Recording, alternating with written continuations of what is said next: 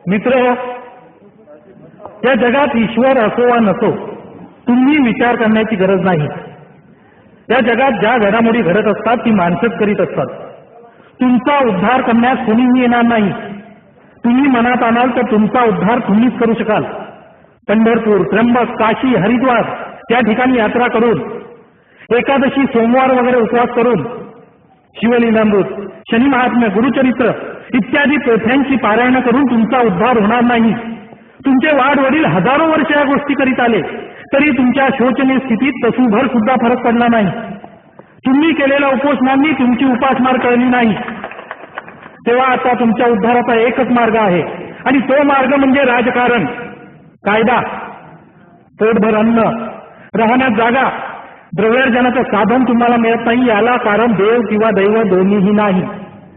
तुम्हाला अन्न वस्त्र देणं, निवासस्थान देणं, शिक्षण देणं हे देशातील कायदा करणाऱ्या सत्तेचं कार्य आहे. सर्व सुखांचा आधार कायदा आहे. तेव्हा कायदा करण्याची शक्ती पूर्णपणे हस्तगत करा. लक्षात ठेवा, समाज जागृत, सुशिक्षित व स्वाभिमानी असेल तरच त्याचं सामर्थ्य वाढेल. 100 दिवस मेंढरागत जगण्यापेक्षा एक दिवस का होईना पण सिंहासारखं जगलं पाहिजे.